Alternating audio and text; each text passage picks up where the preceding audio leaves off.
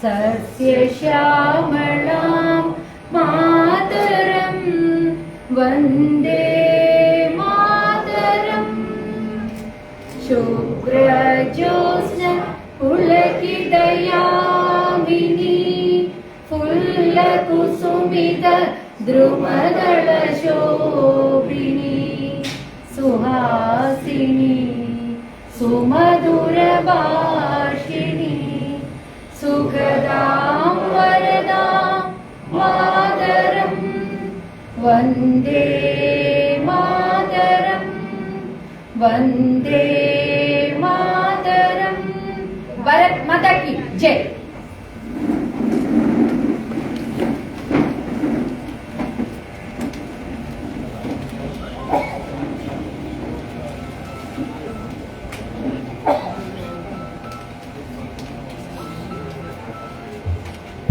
സമ്പൂർണ്ണ ജില്ലാ കമ്മിറ്റി യോഗത്തിൽ സ്വാഗതം ആശംസിക്കുന്നതിന് വേണ്ടി ജില്ലാ ജനറൽ സെക്രട്ടറി ബ്രഹ്മരാജൻ എം എ ബ്രഹ്മരാജനെ ക്ഷണിക്കുന്നു.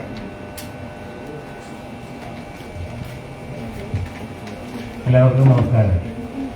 ഈ മാസം 13-ാം തീയതി പത്തനംതിട്ട ജില്ലയിലെ തിരുവല്ലയിൽ വെച്ച് നടന്ന സംസ്ഥാന സമിതിക്ക് ശേഷമുള്ള സമ്പൂർണ്ണ ജില്ലാ കമ്മിറ്റി യോഗമാണ് നടക്കുന്നത്.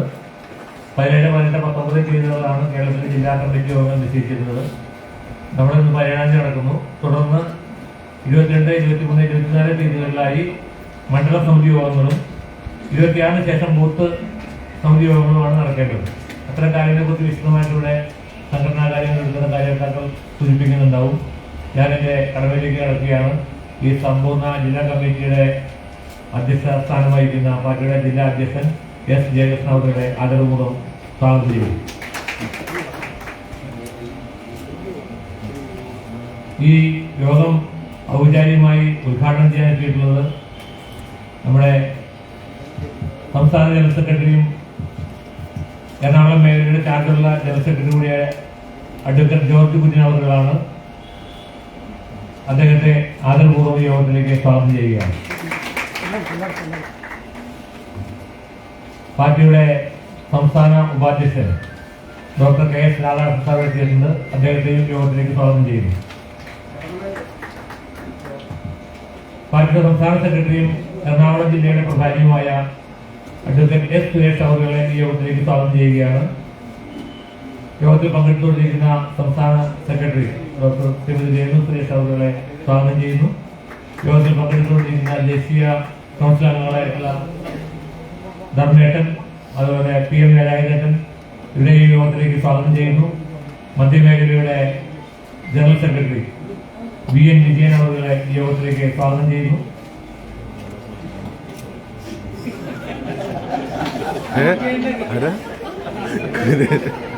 സംഘടനാ കാര്യങ്ങൾ സ്വീകരിച്ചിട്ടുള്ള മധ്യമേഖലയുടെ സംഘടനാ സെക്രട്ടറി പത്മകുമാർജി അദ്ദേഹത്തെയും സ്വാഗതം ചെയ്യുന്നു. ഈ സമ്പൂർണ്ണ ജില്ലാ കമ്മിറ്റിയിൽ പങ്കെടുക്കുന്ന BJPയുടെ മുഴുവൻ സംസ്ഥാന മോർച്ച മണ്ഡലം ജില്ലാ കമ്മിറ്റി അംഗങ്ങൾ ഓരോരുത്തരെയും ഈ യോഗത്തിലേക്ക് സ്വാഗതം ചെയ്തുകൊണ്ട് എന്റെ വാക്കുകൾ ചുരുക്കുന്നു. നമസ്കാരം.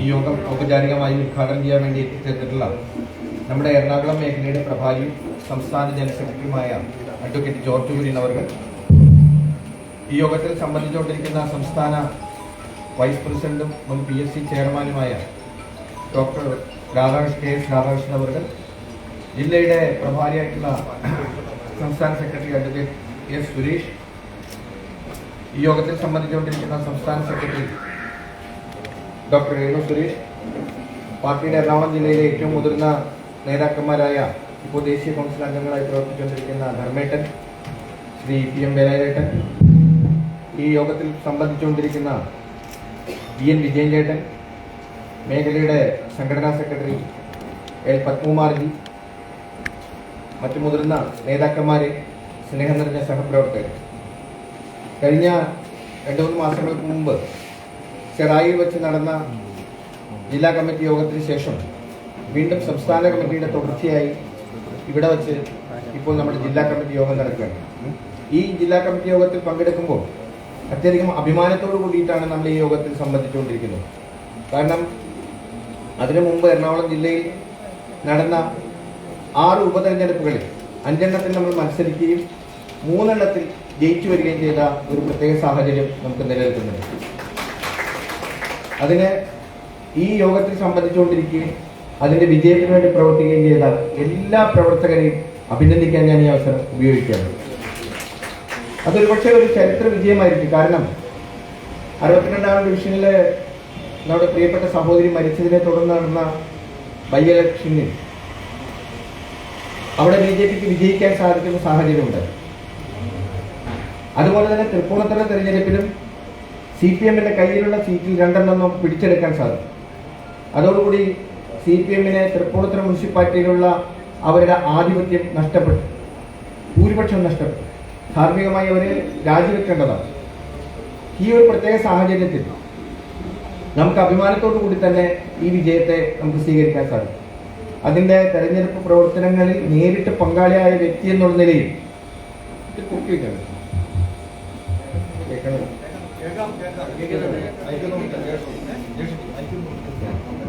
എനിക്ക് തിരിച്ചു കിട്ടണം. നിങ്ങളുടെ തിരിച്ച് എനിക്ക് കേൾക്കണമെന്നുള്ള ഫീലിംഗ് ഇല്ല. ഏതൊക്കെ കുടിഞ്ഞത് ഇപ്പൊ ക്ലിയർ ആയി. എല്ലാവരും കേൾക്കണ്ടല്ലോ അല്ലേ? ഓക്കെ. രാജ്യത്തിനെ കറ്റ അപ്പൊ ആ തരത്തിലൊരു ചരിത്ര വിജയം നമുക്ക് നേടിയെടുക്കാൻ സാധിച്ചു എന്നുള്ളത് ഈ സമയത്ത് പ്രത്യേകതയാണ്. ഈ തെരഞ്ഞെടുപ്പ് നമുക്ക് നൽകുന്ന ഏറ്റവും വലിയ സന്ദേശം ചിട്ടയോടുകൂടി ഉള്ള പ്രവർത്തനങ്ങൾ നടത്തിയാൽ ഏത് പ്രതികൂല സാഹചര്യമുള്ള സ്ഥലത്ത് നമുക്ക് ജയിച്ചു വരാൻ സാധിക്കും എന്നുള്ള വ്യക്തമായിട്ടുള്ള സൂചനയാണ്. ഒരുപക്ഷെ നമ്മുടെ ഇതിനു മുമ്പുള്ള തെരഞ്ഞെടുപ്പുകളുടെ എല്ലാം ചരിത്രം എടുത്ത് പരിശോധിച്ചാൽ ആ തെരഞ്ഞെടുപ്പുകളിൽ എല്ലാം ഒരു സമയത്ത് പോലും ഉപതെരഞ്ഞെടുപ്പുകളിൽ ജയിച്ചു വരാനുള്ള സാഹചര്യം ഉണ്ടാവാറില്ല. പക്ഷെ ഇത് വളരെ ചിട്ടയോടുകൂടി വളരെ ആസൂത്രിതമായിട്ട് നടത്തിയ പ്രവർത്തനത്തിന്റെ ഭാഗം ആദ്യമേ തന്നെ സ്ഥാനാർത്ഥിയെ പ്രഖ്യാപിച്ചു. അതിൽ തന്നെ ചുവരെഴുത്ത് നടത്തി. ആദ്യം തന്നെ വിഷു കാർഡ് വിതരണം ചെയ്തു, ഈസ്റ്റർ കാർഡ് വിതരണം ചെയ്തു, സമ്പർക്കം നടത്തി, മതിലെഴുതി, അതുപോലെ തന്നെ റോഡ് ഷോ നടത്തി. ഇങ്ങനെ തുടങ്ങി വളരെ ചിട്ടയോട് കൂടിയിട്ടുള്ള പ്രവർത്തനം നമുക്ക് നടത്താൻ സാധിക്കും. അങ്ങനെയുള്ള പ്രവർത്തനം നടത്തിയതിന്റെ ഫലമായിട്ടാണ് ഈ തെരഞ്ഞെടുപ്പുകളിൽ വിജയിക്കാൻ സാധിക്കും. അതിനുവേണ്ടി തൃപ്പൂണിത്തുറ മണ്ഡലം കമ്മിറ്റിയെ പ്രത്യേകം അഭിനന്ദിക്കാൻ വേണ്ടി ഞാൻ ഈ അവസരം ഉപയോഗിക്കുന്നു. ശക്തിയായിട്ട് കൈയടിച്ചു. രണ്ടുപേരും പ്രസിഡന്റും ജനറൽ സെക്രട്ടറിയും വന്നിട്ടുണ്ട്. രണ്ടുപേരും എഴുന്നേറ്റുന്ന സന്തോഷമായിരിക്കും. ഓക്കെ.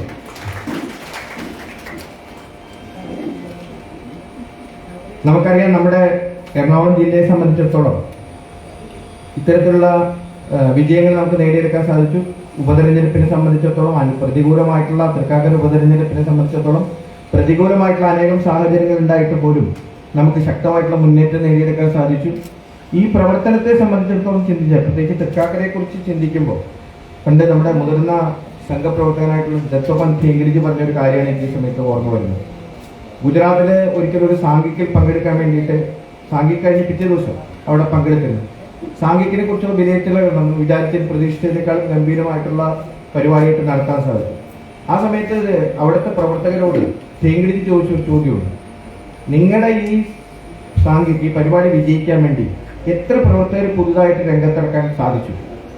നമുക്ക് അഭിമാനത്തോടുകൂടി പറയാം, സംസ്ഥാനത്ത് നിന്ന് അതുപോലെ ജില്ലയിൽ നിന്ന് അനേകം പ്രവർത്തകർ അവരുടെ സമയം കളഞ്ഞു വന്ന് അവിടെ പ്രവർത്തിച്ചപ്പോൾ തൃക്കാക്കരയുടെ ഉള്ളില് മാളത്തിനുള്ളിൽ പോലും ഒളിച്ചിരുന്ന പ്രവർത്തകർ പുറത്തു വന്ന് പ്രവർത്തിച്ചു എന്നതാണ് നമ്മുടെ സംഘടനാപരമായിട്ടുള്ള ഏറ്റവും വലിയ വിജയം. തൃക്കാക്കര മണ്ഡലത്തിനും പാലാരിവട്ടം മണ്ഡലത്തിനും 2 മണ്ഡലത്തിനും ഇനിയുള്ള ദിവസങ്ങളിൽ പ്രവർത്തിക്കാൻ ധാരാളം പ്രവർത്തകരെ കയ്യിൽ കിട്ടും എന്നുള്ള കാര്യത്തിൽ യാതൊരു സംശയവും. നമുക്കറിയാം, ഇങ്ങനെയുള്ള കഴിഞ്ഞ 6 മാസക്കാലമായി നമ്മുടെ സംഘടനാ പ്രവർത്തനം എന്തായിരുന്നു എന്ന് ചോദിച്ചാൽ, ഈ 6 മാസക്കാലം നമ്മൾ ചെയ്ത പ്രവർത്തനം ഈ ഉപതെരഞ്ഞെടുപ്പുകളിൽ വിജയിപ്പിക്കാൻ വേണ്ടിയിട്ട് നടത്തിയ പ്രവർത്തനം. അനേകം പ്രവർത്തകർ അവരുടെ ഊണും ഉറക്കവും സമയവും കളഞ്ഞുകൊണ്ട് തൃക്കാക്കരയിലും പാലാരിവട്ടത്തും അതുപോലെ തന്നെ ഈ ഉപതെരഞ്ഞെടുപ്പ് നടക്കുന്ന സ്ഥലങ്ങളിലൊക്കെ വന്ന് പ്രവർത്തിച്ചു. പ്രത്യേകിച്ച് എറണാകുളം കൊച്ചി 62ാം ഡിവിഷനിൽ നടന്ന തെരഞ്ഞെടുപ്പിൽ എറണാകുളം നോർത്ത് മണ്ഡലം, സൗത്ത് മണ്ഡലം, കൊച്ചി, മട്ടാഞ്ചേരി തുടങ്ങിയ മണ്ഡലങ്ങളിൽ നിന്നുള്ള പ്രവർത്തകരാണ് വന്ന് സമ്പർക്കം നടത്തുകയും പ്രവർത്തനങ്ങൾക്ക് നേതൃത്വം കൊടുക്കുകയും ചെയ്തു.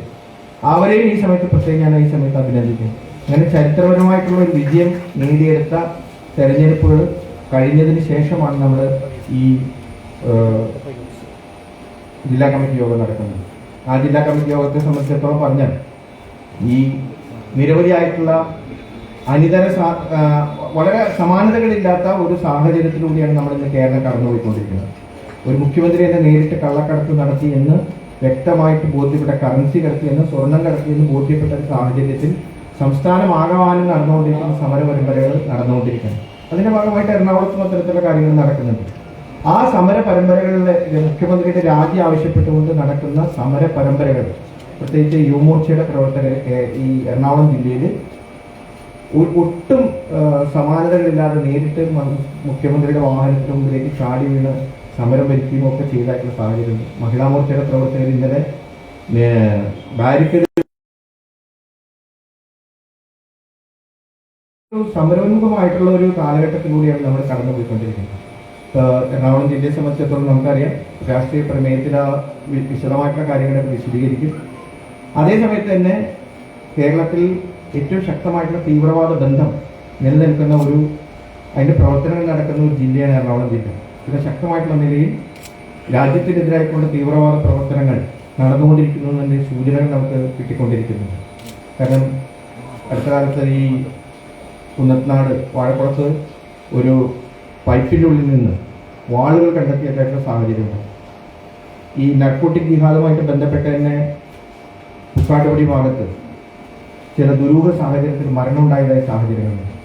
പല ഭാഗങ്ങളിലും ഇത്തരത്തിലുള്ള ശക്തികൾ കരുത്താർജിക്കുന്നുവെന്ന് സൂചനകൾ കിട്ടുന്ന തരത്തിലുള്ള വിവരങ്ങളാണ് പത്രമാധ്യമങ്ങളിലൂടെയൊക്കെ നമുക്ക് അറിയാൻ സാധിക്കുന്നത്.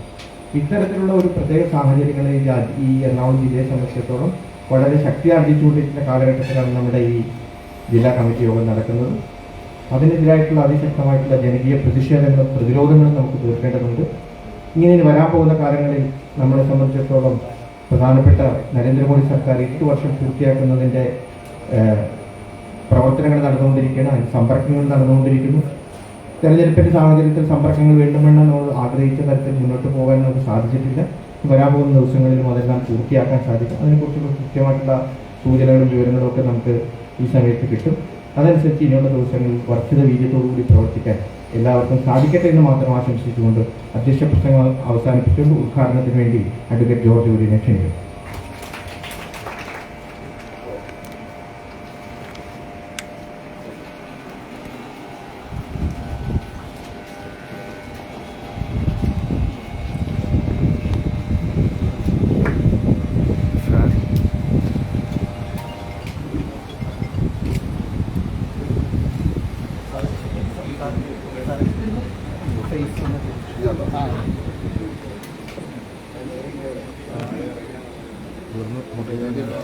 ഫാൻ ഓഫ് ചെയ്തു.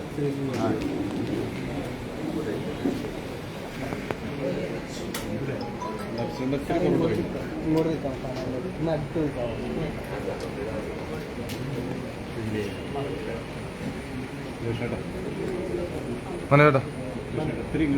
ഇങ്ങോട്ട് സാർ എല്ലാവരും അടുത്ത് വെക്കണേ.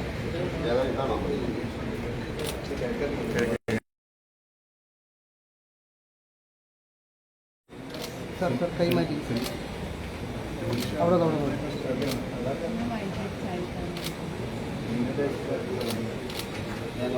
സാറേ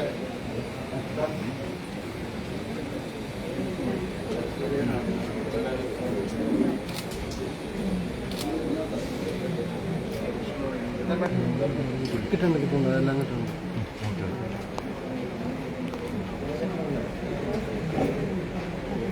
സാർ അതിപ്പോൾ ഇങ്ങോട്ട് ഫേസ് ചെയ്താൽ മതി.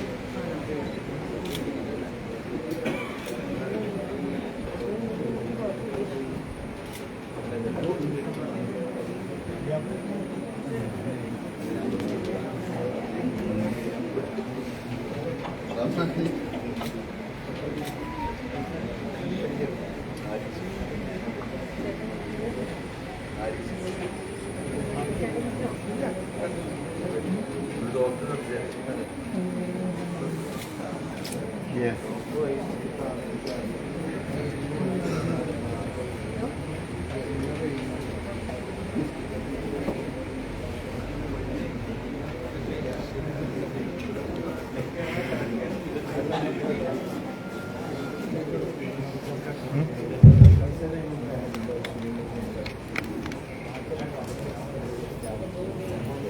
Yeah.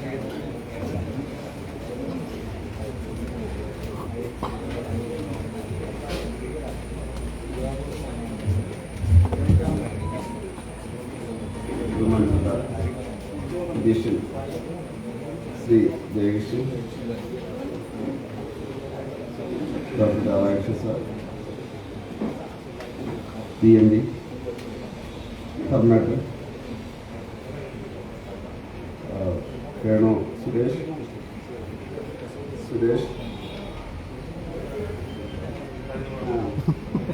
ബ്രഹ്മ പറഞ്ഞതിനും കുഴപ്പമില്ലെന്ന് പറഞ്ഞു, വിജയൻ്റെ ശ്രീ പത്മകുമാർ, പ്രിയമുള്ള സഹപ്രവർത്തകർ. ഏതാണ്ട് 2-3 മാസം കേരളത്തിൻ്റെ രാഷ്ട്രീയ തലസ്ഥാനമായിട്ട് മാറിയ ഒരു ജില്ലയാണ് എറണാകുളം. രാഷ്ട്രീയ നേതൃത്വം മുഴുവൻ ഇവിടെയായിരുന്നു. വിലയിരുത്തലുകളും എറണാകുളത്തെ കേന്ദ്രീകരിച്ചുള്ള കാര്യങ്ങളായി. വളരെ ചെറിയൊരു സംസ്ഥാനമായതുകൊണ്ടായിരിക്കാം ഒരു ബൈ ഇലക്ഷൻ വരുന്ന അവസരത്തിൽ മുഴുവൻ രാഷ്ട്രീയ നേതൃത്വവും ആ പ്രദേശത്തേക്ക് കേന്ദ്രീകരിക്കുക എന്നുള്ളത് കേരളത്തിൻ്റെ ഒരു പ്രത്യേകതയാണ്. അതിൽ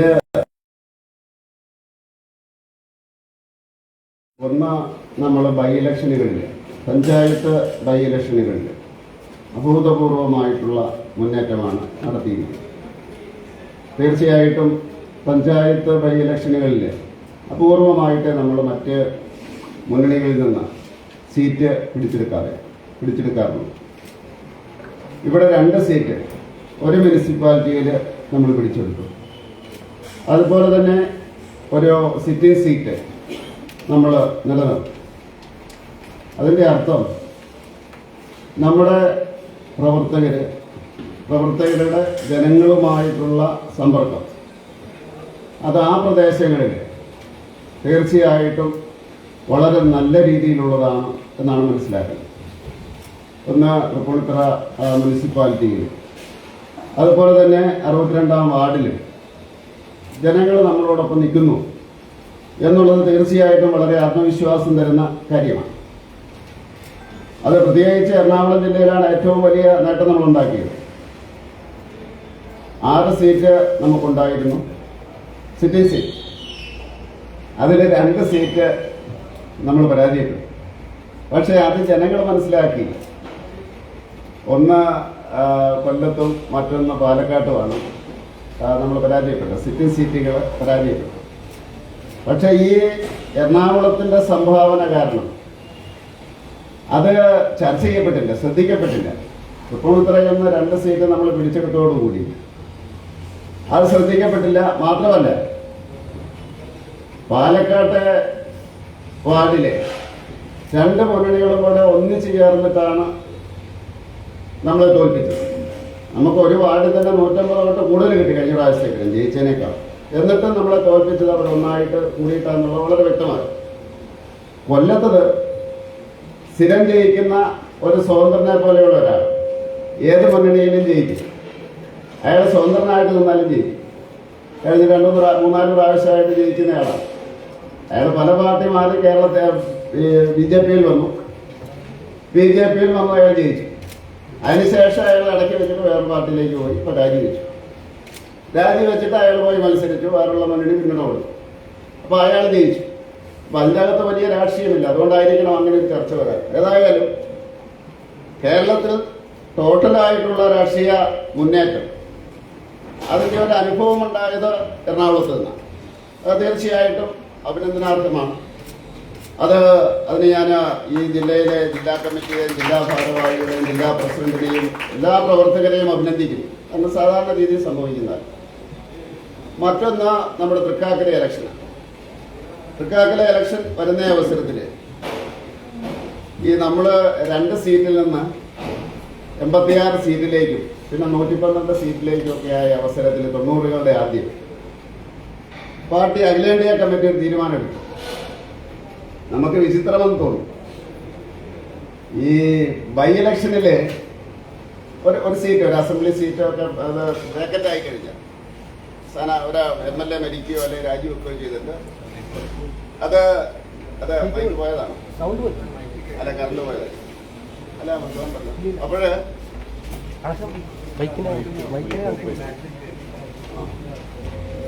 കേൾക്കാൻ ഹലോ, ഇപ്പൊ കേൾക്കാവോ? അപ്പൊ ഒരു സീറ്റ് വേക്കന്റ് ആയി കഴിഞ്ഞാൽ അവിടെ എപ്പോൾ ശ്രദ്ധിക്കുന്നത്, അതായത് നമ്മൾ 2 സീറ്റിൽ നിന്ന് 86ലേക്കും 118ലേക്കും ഒക്കെ വന്നതിന് ശേഷം ഉണ്ടായ പാർട്ടിയുടെ തീരുമാനം. 3-ാം സ്ഥാനത്താണെങ്കിൽ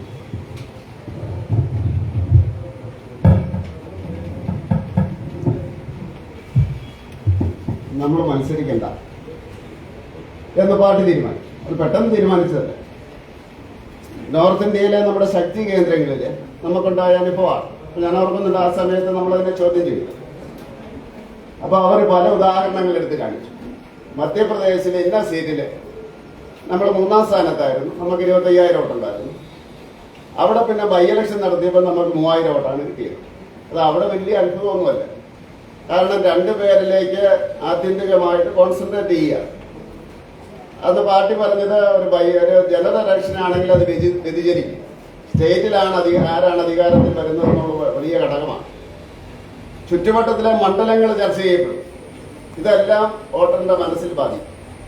ബൈ ഇലക്ഷൻ ആകുമ്പോൾ 2 പേരിലേക്ക് മാറുകയാണ്. അപ്പൊ അങ്ങനെ അനേകം ഉദാഹരണങ്ങൾ നമ്മളെ കാണിച്ചു. ഇവിടെ എല്ലാം 15, 20, 25 എല്ലാം വോട്ട് കിട്ടിയെടുത്ത് 5000-ൽ താഴെ വോട്ടിലേക്ക് പാർട്ടി പോകുന്നു. നമ്മൾ മാത്രമല്ല, അത് കോൺഗ്രസ് ആയാലും അത് മുലായം സിംഗ് യാദവിന്റെ പാർട്ടി ആയാലും ഏത് പാർട്ടി ആയാലും അങ്ങനെയാണ്. അപ്പൊ അതാണ് ഉത്തരാഖണ്ഡിലെ മുഖ്യമന്ത്രി മത്സരിച്ചപ്പോൾ 97% വോട്ട് അദ്ദേഹത്തിന് കിട്ടി.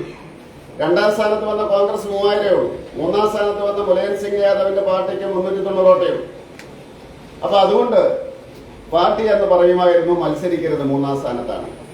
പക്ഷെ കേരളത്തിലെ ഒരു ചോദ്യം, നിങ്ങളുടെ വോട്ട് ആർക്ക് കൊടുക്കും? അതാണ് അഖിലേന്ത്യാ കമ്മിറ്റി പറഞ്ഞത്. അത് വോട്ടേഴ്സിനെ അപമാനിക്കുന്നതിന് തുല്യമാണ്. കാരണം ഒരു ഫിക്സഡ് ഡിപ്പോസിറ്റ് ആയിട്ട് വോട്ട് വെച്ച് കഴിഞ്ഞാൽ എങ്ങനെ ജനാധിപത്യം നിലനിൽക്കും? അങ്ങനെയായിരുന്നുവെങ്കിൽ ഇന്ദിരാഗാന്ധി ഒരിക്കലും ഭരണത്തിൽ നിന്ന് പോകില്ലായിരുന്നു. കാരണം ഇന്ത്യയിലെ ജനങ്ങൾ അങ്ങനെയല്ല ചിന്തിക്കുന്നത്. അപ്പൊ അതുകൊണ്ട് അതിന് നമ്മൾ ആൻസർ കൊടുക്കേണ്ട എന്നാണ് അഖിലേന്ത്യാ കമ്മിറ്റി പറഞ്ഞത്. പക്ഷെ കേരളത്തിൽ അങ്ങനെയല്ലല്ലോ. നിങ്ങൾക്ക് ഇത്ര വോട്ടുണ്ടായിരുന്നു, നിങ്ങൾക്ക് 10,500 വോട്ടുണ്ടായിരുന്നു.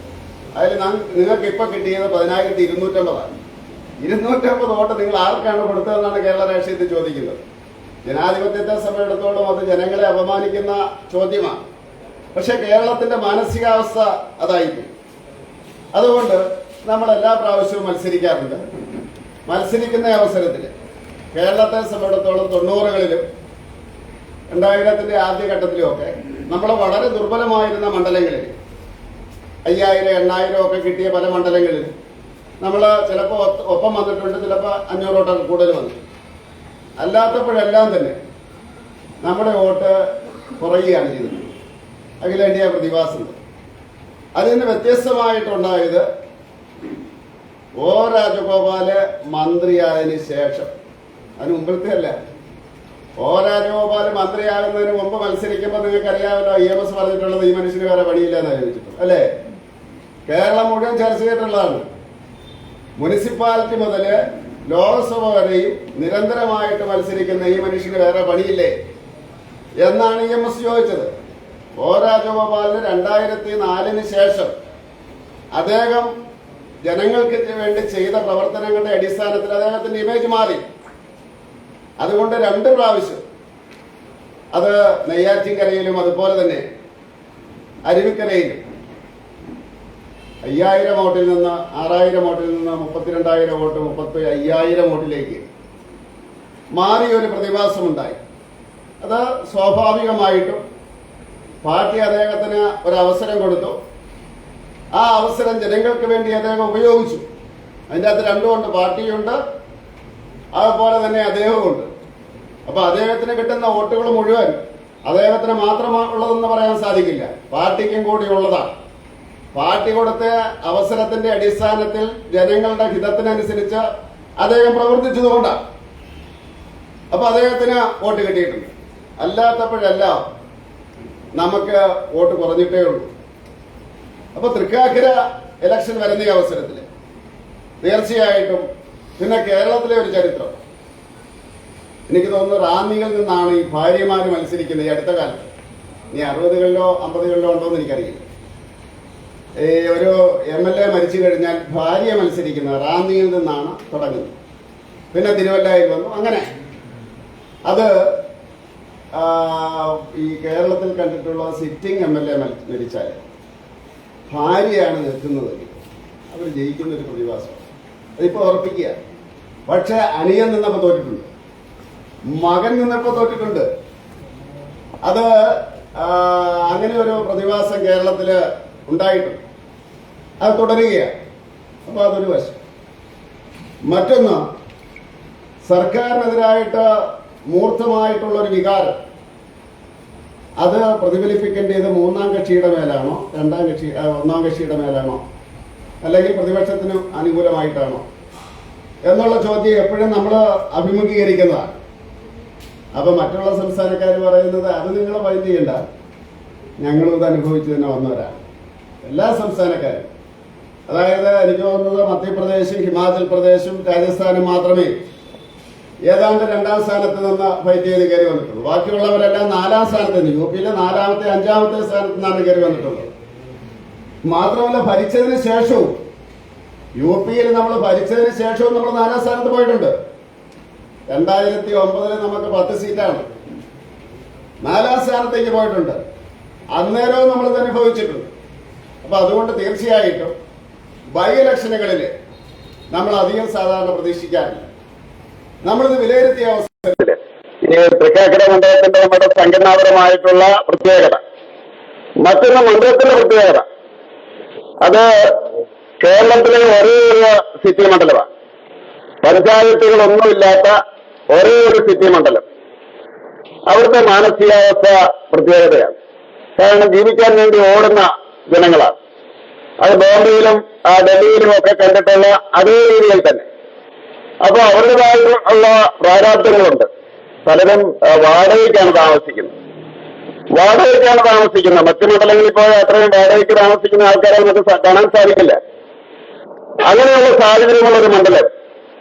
അവിടെ നമ്മൾ തീർച്ചയായും അവിടെ ഫൈറ്റ് ചെയ്യാൻ തീരുമാനിച്ചു.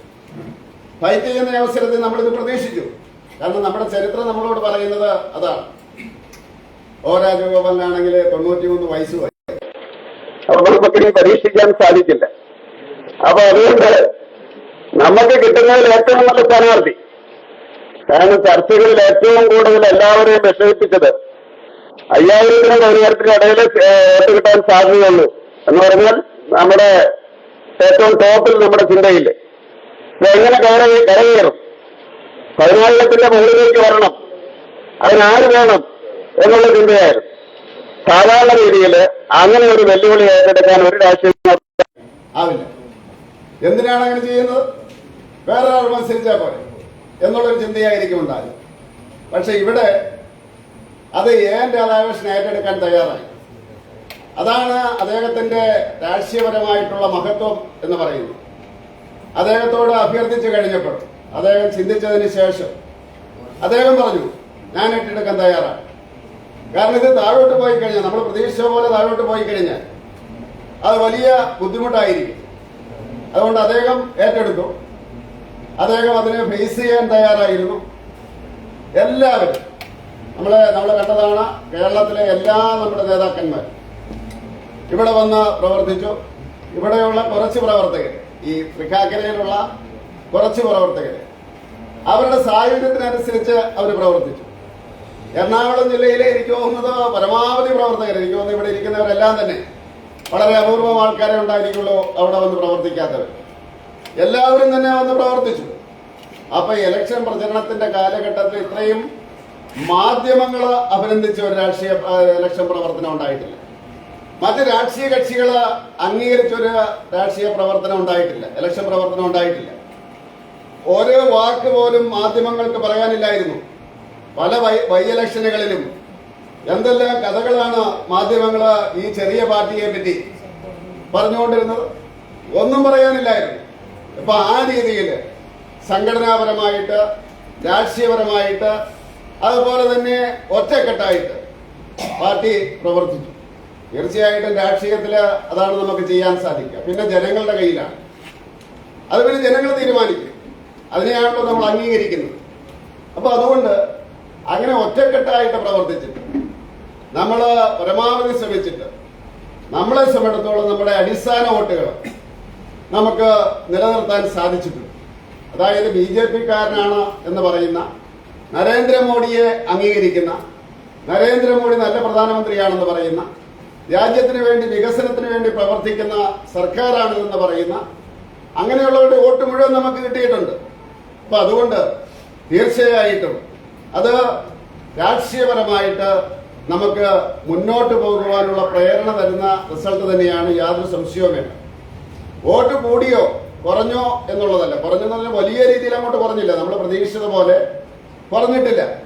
അത് നിങ്ങൾ ഈ ജില്ലയിൽ തന്നെ ഞങ്ങളൊക്കെ തന്നെ വന്ന് കിടന്ന് പ്രവർത്തിച്ച ഒരു ഇലക്ഷനുണ്ട്, അതുമായിട്ട് നിങ്ങൾ കമ്പയർ ചെയ്താൽ മതി.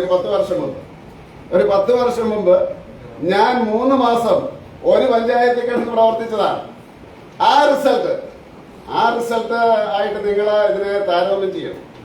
അത് നമുക്കൊന്നും പറയാനില്ലായിരുന്നു, ആ രീതിയിലേക്ക് പോയി. അത് ആരുടെയും കുഴപ്പമല്ല, അങ്ങനെയാണ് രാഷ്ട്രീയ സാഹചര്യം. പക്ഷെ ഇവിടെ നമ്മൾ പിടിച്ചു നിൽക്കുകയുണ്ടായി, പിടിച്ചു നിന്നു. ഇതേ രീതിയിൽ പ്രവർത്തിച്ച ഒരു ഇലക്ഷൻ ഈ ജില്ലയിലുണ്ടായിട്ടുണ്ട്. തന്നെ പറഞ്ഞത് ബൈ ഇലക്ഷൻ. സംസ്ഥാന പ്രസിഡന്റ് എല്ലാ ദിവസവും ഉണ്ടായിരുന്നു, അല്ലേ മധു? എല്ലാ ദിവസവും സംസ്ഥാന പ്രസിഡന്റ് ഉണ്ടായിരുന്നു. അവിടെ ഉണ്ടായിരുന്നു.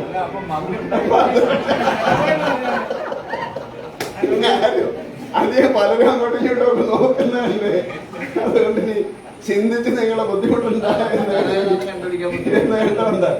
അപ്പൊ അതുകൊണ്ട് തീർച്ചയായിട്ടും അത് മാത്രമല്ല, ഇതിന് തൊട്ട് മുമ്പ് ഒരു 6 അല്ലേ 6 വെച്ച് ഞാൻ സുരേഷിനെ പറ്റി ഒരു അക്ഷരം മിണ്ടിയല്ലേ ഒരു ഇലക്ഷൻ നടന്നിട്ടുണ്ട്. അത് സുരേഷും അല്ലേ, സുരേഷ് സാധാരണ പറയാറുണ്ട് ഈ ഇലക്ഷന്റെ ഈ ബൈ ഇലക്ഷന്റെ കാര്യം പറയുമ്പോൾ എപ്പോഴും സുരേഷ് പറയാൻ ഞെട്ടലോടുകൂടി ഞാനത് ഓർക്കാറുണ്ടല്ലോ ബൈ ഇലക്ഷൻ. അപ്പൊ അത് വെച്ച് നോക്കുന്ന അവസരത്തില് തീർച്ചയായിട്ടും നമ്മള് സംഘടനാപരമായിട്ട് രാഷ്ട്രീയമായിട്ട് പിടിച്ചു നിന്ന ഒരു ബൈ ഇലക്ഷൻ തന്നെയാ, യാതൊരു സംശയം വേണ്ട. അപ്പൊ അതുകൊണ്ട് തീർച്ചയായിട്ടും ഈ കാര്യത്തിൽ ഞാൻ വിജയിച്ച കാര്യത്തിൽ അഭിനന്ദിച്ചുവെങ്കിൽ ഇതിൽ പ്രവർത്തിച്ച കാര്യത്തിൽ ഇവിടെ ഈ പ്രവർത്തകര് പ്രവർത്തിച്ച കാര്യത്തിൽ അത് നമ്മൾ കണ്ടിട്ടുണ്ട്, എന്തുമാത്രം കഷ്ടപ്പെട്ടാണ് ആ പ്രവർത്തിച്ചതെന്ന് നമ്മൾ കണ്ടിട്ടുണ്ട്. ബോർഡ് വെക്കാൻ ആളില്ലാത്ത, പോസ്റ്റർ ഒട്ടിക്കാൻ ആളില്ലാത്ത ഒരവസ്ഥയിൽ അങ്ങനെയുള്ള പ്രവർത്തകരില്ല, വേറെ പുറത്തുനിന്ന് വന്നിട്ടാണ് ചെയ്യുന്നത്. അപ്പൊ അങ്ങനെയുള്ള ഈ ജില്ലയിലെ പ്രവർത്തകരെയും അതുപോലെ തന്നെ നേതൃത്വത്തെയും ഞാൻ അഭിനന്ദിക്കുകയാണ്. ഇനി നമുക്ക് ഇന്ന് ചർച്ച ചെയ്യാനുള്ള വിഷയങ്ങൾ, രാഷ്ട്രീയപരമായിട്ടുള്ള വിഷയങ്ങൾ തീർച്ചയായിട്ടും ഇപ്പൊ ചർച്ച ചെയ്യപ്പെടുന്ന 2-3 വിഷയങ്ങളുണ്ട്. അതിനെപ്പറ്റി ഒരു അവ്യക്തതയുമുണ്ട്. ഒന്ന് അഗ്നിപഥ് ആണ്, അറിയാവില്ല, ഇപ്പോഴും പ്രശ്നം ഉണ്ടായിക്കൊണ്ടിരിക്കുന്ന അഗ്നിപഥ്.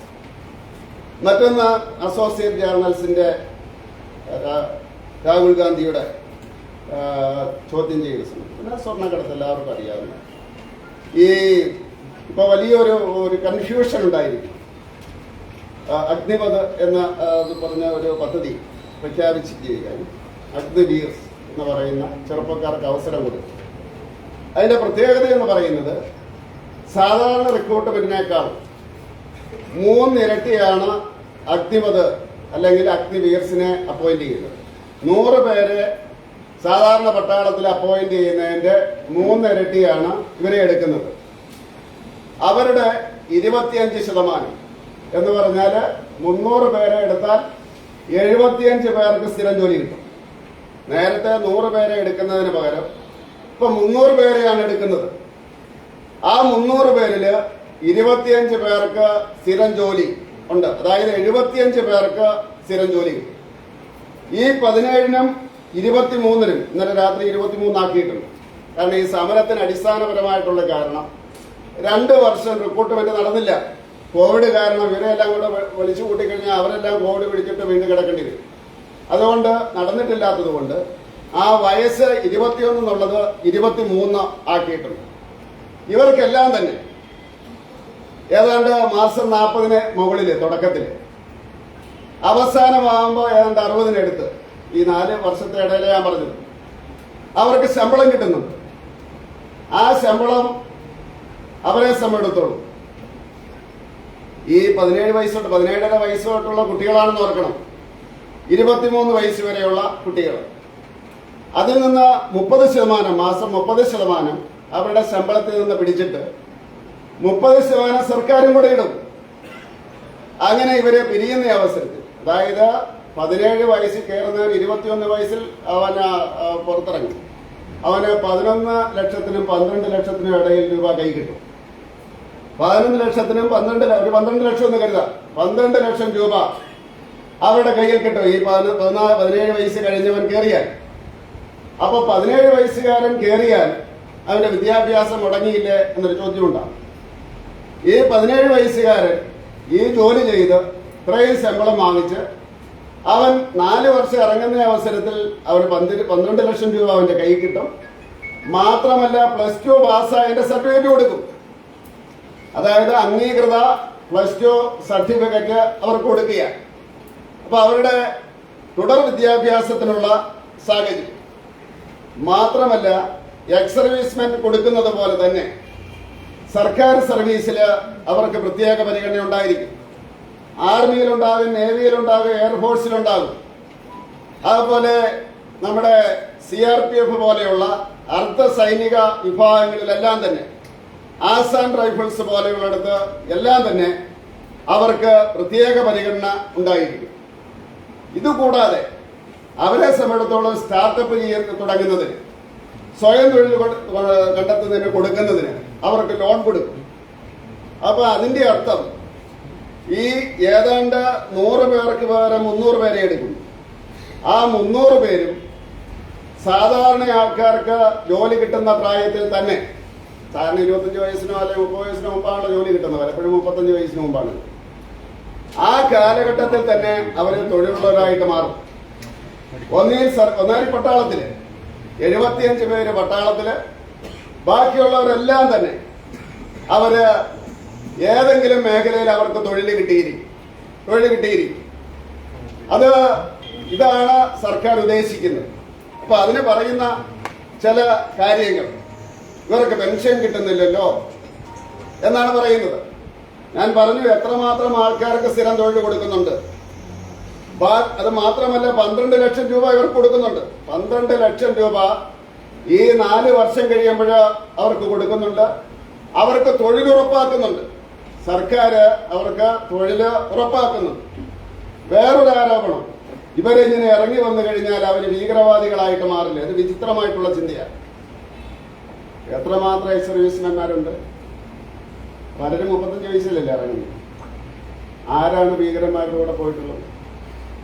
35 വയസ്സിൽ ഇറങ്ങിയ എക്സ് സർവീസ്മെന്മാർ ധാരാളമുണ്ട്. അവരാരും തന്നെ ഭീകരവാദിയുടെ കൂടെ പോയി എന്നുള്ള ഒരു റിപ്പോർട്ട് ആരും പറയുന്നില്ല. മാത്രമല്ല ഇന്ത്യൻ സേനയുടെ അച്ചടക്കത്തെയും രാജ്യസ്നേഹത്തെയും അപമാനിക്കുന്നതിന് തുല്യമാണ്.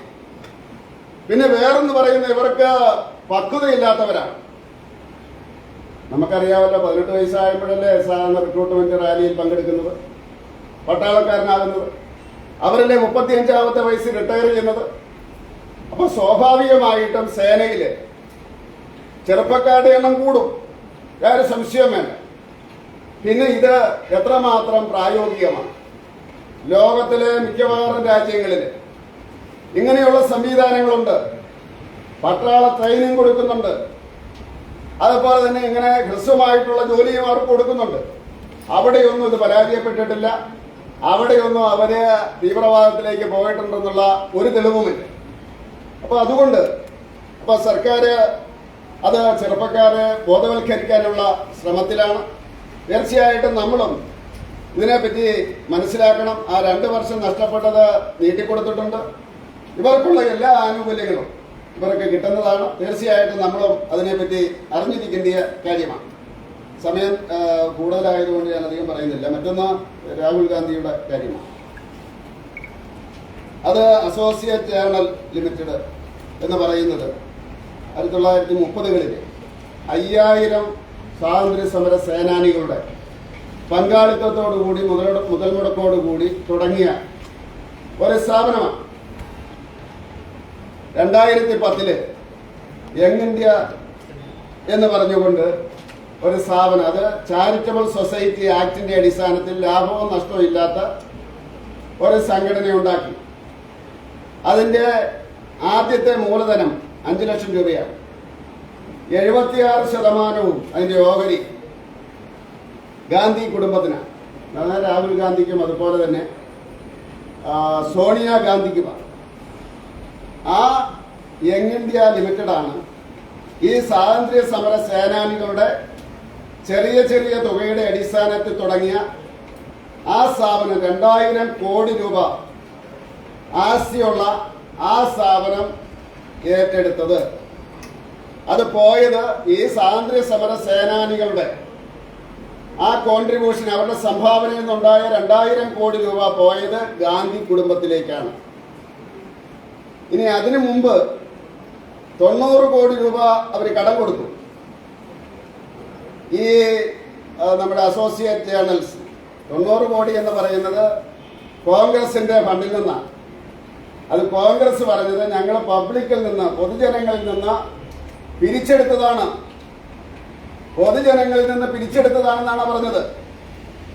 അതാണ് കടമായിട്ട് കൊടുത്തത്. അത് നമ്മുടെ ഈ കുടുംബത്തിന്റെ അല്ല, ഗാന്ധി കുടുംബത്തിന്റെ അല്ല, സോണിയ കുടുംബത്തിന്റെ അല്ല. അത് കടം കൊടുത്തു. അതിനുശേഷം അത് എഴുതി തള്ളിയിട്ടാണ് ഏറ്റെടുക്കുന്നത്. അതിനെയാണ് ചോദ്യം ചെയ്തത് നരേന്ദ്രമോദി അല്ല ചോദ്യം ചെയ്തത്.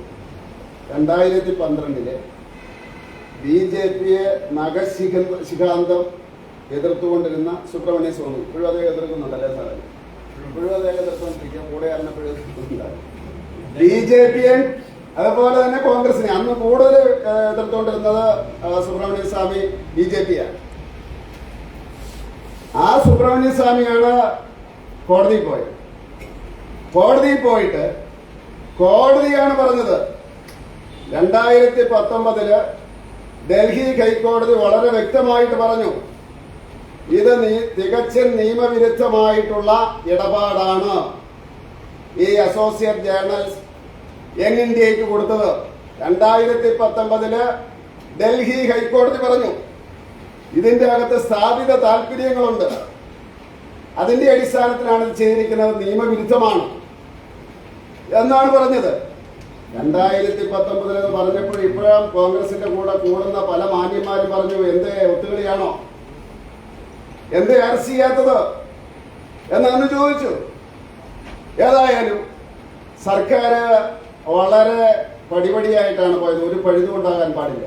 നമുക്കറിയാവുന്ന ചിദംബരത്തിന്റെ കാര്യത്തിൽ 2014 കേസെടുത്തു. 2015 പത്രസമ്മേളനം എടുത്തിട്ട് ചിദംബരം വെല്ലുവിളിച്ചു, നിങ്ങളെന്നെ അറസ്റ്റ് ചെയ്യുക, വെല്ലുവിളിച്ചു അദ്ദേഹം. കാരണം അദ്ദേഹം ഇന്ത്യയിലെ വലിയ വക്കീലാണ്, വലിയ വക്കീല്. അവസാനം കാത്തിരുന്നിട്ട് സുപ്രീം കോടതി ഞങ്ങൾ ഇതിന്റെ അകത്ത് ഇടപെടില്ല എന്ന് സുപ്രീം കോടതി പറയുന്നിടം വരെയും കേന്ദ്ര സർക്കാർ കാത്തിരുന്നു. അതിനുശേഷമാണ് CBIക്കാര് മതില് ചാടി പോയിട്ട് അറസ്റ്റ് ചെയ്തത്. അപ്പൊ അതുകൊണ്ട് ഏത് കേസായാലും ഈ ഭരണത്തിലിരിക്കുന്ന മുഖ്യമന്ത്രിക്കെതിരായിട്ടായാലും വേണ്ട, ഇതുപോലെയുള്ള പ്രതിപക്ഷ നേതാവിന് എതിരായിട്ടുള്ളതാണെങ്കിലും വളരെ അവധാനതയോടുകൂടി ചെയ്യണം. അതിന് എന്റെയൊക്കെ ചെറുപ്പത്തിൽ ഞങ്ങൾ പഠിച്ചിട്ടുള്ളത്, ജനതാ പാർട്ടി അധികാരത്തിൽ വന്നതിന് ശേഷം ഇന്ദിരാഗാന്ധി അറസ്റ്റ് ചെയ്തു. ഇന്ദിരാഗാന്ധി അറസ്റ്റ് ചെയ്ത് കോടതി ചെന്ന് കഴിയുമ്പോൾ കോടതി അപ്പോഴേ ജാമ്യം കൊടുത്തു, 2 ചീത്തയും പറഞ്ഞു. അവിടെ നിന്നാണ് പിന്നെ ഇന്ദിരാഗാന്ധി ഉയർച്ച തുടങ്ങുന്നത്. അതായിരുന്നു തുടക്കം. അതുകൊണ്ട് എല്ലാവരും പറയും, അധികാരത്തിലിരിക്കുന്നവര്, അധികാരത്തിൽ നിന്ന് പുറത്തു പോയവര്, പ്രതിപക്ഷ നേതാക്കള്, അവർക്കെതിരെ കേസ് മുന്നോട്ട് പോകുന്ന അവസരത്തിൽ ഒരു പഴുതും പാടില്ല. കുറച്ച് സമയം എടുത്തോട്ടെ, അല്ലെങ്കിൽ നേരെ തിരിച്ചായിരിക്കും ഉണ്ടാകുന്നത്. ഈ കള്ളത്തരം കാണിച്ചയാൾക്ക് ഗുണം കിട്ടും. അപ്പൊ അതുകൊണ്ട് ഈ സോണിയ കുടുംബത്തിനെതിരെയുള്ള നടപടിയായിട്ട് മുന്നോട്ട് പോവുകയാണ്. അത് നിയമപരമായിട്ടായിരിക്കും. ഈ പറയുന്നത് പോലെ ഇനിയിപ്പം ഏതെങ്കിലും കക്ഷികൾ എന്താ അറസ്റ്റ് ചെയ്യാത്തെന്ന് ചോദിച്ചാൽ ഇനി പോവില്ല. അതിന് ഏറ്റവും മോശം ഉദാഹരണം ഇന്ദിരാഗാന്ധിയും ഏറ്റവും നല്ല ഉദാഹരണം നമ്മുടെ ചിദംബരവും. അപ്പൊ ഈ വിഷയങ്ങൾ എന്നാൽ സ്വർണ്ണക്കടത്തിനെ പറ്റി പറയേണ്ട കാര്യമില്ല, എല്ലാവർക്കും അറിയാം. എന്നെ കഴിഞ്ഞും കൂടുതൽ സ്വർണ്ണക്കടത്തിനെ പറ്റി ഇവിടെ ഇരിക്കുന്ന എല്ലാവരും രാഷ്ട്രീയക്കാരാണ്. അതിനെപ്പറ്റി ഞാൻ പറയുന്നത്. അപ്പൊ ഈ വിഷയങ്ങളെല്ലാം മുന്നോട്ട് വെച്ചുകൊണ്ടാണ് നമ്മുടെ അടുത്ത പരിപാടികൾ നമ്മൾ ആസൂത്രണം ചെയ്തിരിക്കുന്നത്. മാത്രമല്ല ശ്യാമപ്രസാദ് മുഖർജിയുടെ ബലിദാന ദിനം വരിക. അപ്പോൾ ഒരിക്കൽ കൂടി ഈ കേരള രാഷ്ട്രീയത്തിന്റെ കേന്ദ്രമായിട്ട് മാറിയ ഈ എറണാകുളം ജില്ലയിൽ അടിസ്ഥാന തലത്തില് BJPയുടെ ശക്തി തെളിയിച്ചു. ഈ ജില്ലയിലെ എല്ലാ പ്രവർത്തകർക്കും നേതൃത്വത്തിലും ഒരിക്കൽ കൂടി അഭിനന്ദനങ്ങൾ അറിയിച്ചുകൊണ്ട് ഞാനെന്റെ ഈ സംസാരം നടത്തുന്ന ഈ യോഗം ഉദ്ഘാടനം ചെയ്യുകയാണ്.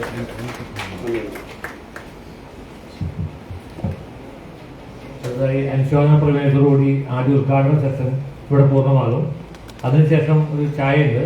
വീണ്ടും നമ്മൾ 12:20 ചേർന്നാൽ സംസ്ഥാനത്തിന്റെ പ്രമേയം അവതരിപ്പിക്കുന്നുണ്ടാവും. അതിനുശേഷം ജില്ലാ പ്രമേയം അവതരിപ്പിക്കുകയും ആ പ്രമേയത്തിന്റെ ചർച്ചയുമാണ് 1:45 വരെ. 1:45 നമുക്ക് ഭക്ഷണമുണ്ട്. 2:30 മണിക്ക് നമ്മൾ വീണ്ടും ഇരിക്കുകയും ഉച്ച കഴിഞ്ഞ് സംഘടനാപരമായും രാഷ്ട്രീയപരമായും ഭാവി പരിപാടികളെ കുറിച്ച് നമ്മുടെ പ്രഭാരി സുരേഷിയും പപ്പേട്ടനുണ്ട്. 4 മണിക്ക് മുമ്പായിട്ട് നമ്മുടെ ഈ യോഗം പൂർണ്ണമാകുന്നതായിരിക്കും. ഇപ്പോൾ അനുശോചന പ്രമേയം അവതരിപ്പിക്കുന്നതിന് വേണ്ടി ജില്ലാ ട്രഷറർ M. ഉല്ലാസ് കുമാറിനെ ക്ഷണിക്കുന്നു.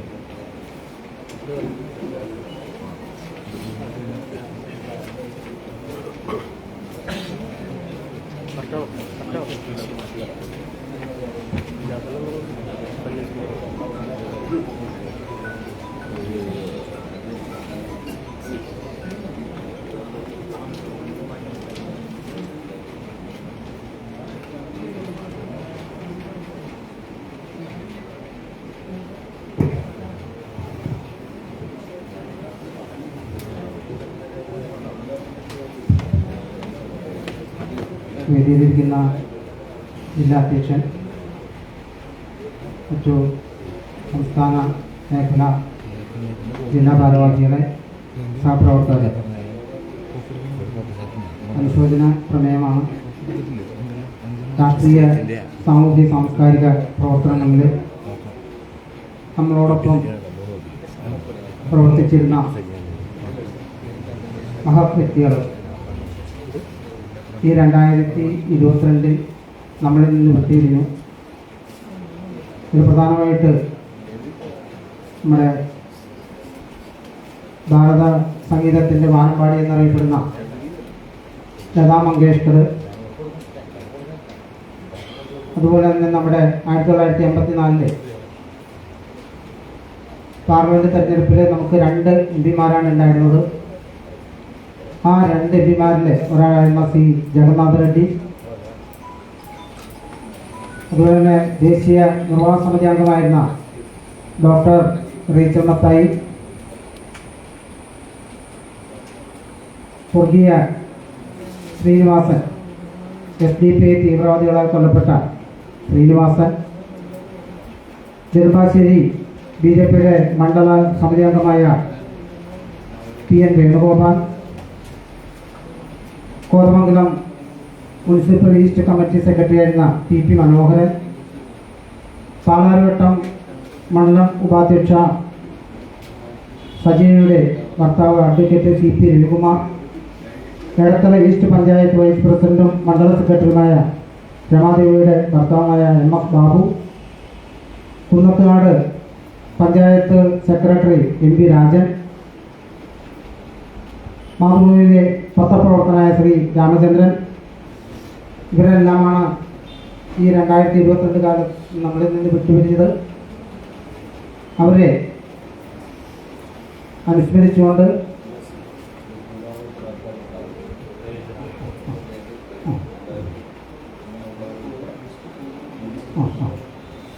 ഇതുകൂടാതെ ഇതിൽ പെടാത്ത കുറച്ച് പേരെങ്കിലും ഉണ്ടാവും. അങ്ങനെയുള്ളവർ എഴുതി തന്നാൽ ഈ അനുശോചന പ്രമേയത്തിൽ ഉൾപ്പെടുത്തുന്നതാണ്.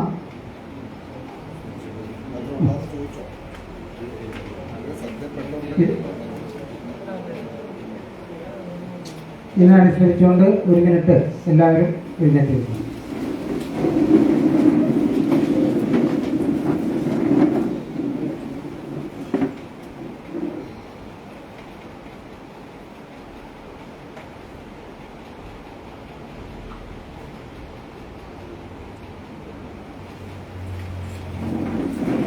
സെക്ഷനിൽ നന്ദി പ്രകാശിപ്പിക്കുന്നതിന് വേണ്ടി ആലുവ മണ്ഡലം കമ്മിറ്റിയുടെ പ്രസിഡന്റ് സെന്തിൽ കുമാർ അവരെ ക്ഷണിക്കും.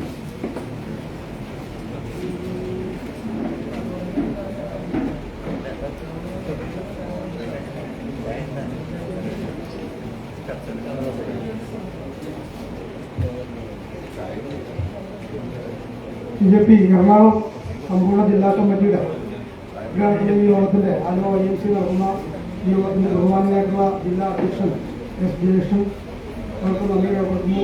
അതേപോലെ തന്നെ ഈ യോഗം ഉദ്ഘാടനം ചെയ്തിട്ട് ബഹുമാനായിട്ടുള്ള സംസ്ഥാന സെക്രട്ടറി ജോർജ് കുര്യൻ അദ്ദേഹത്തിന് നന്ദി രേഖപ്പെടുത്തുന്നു.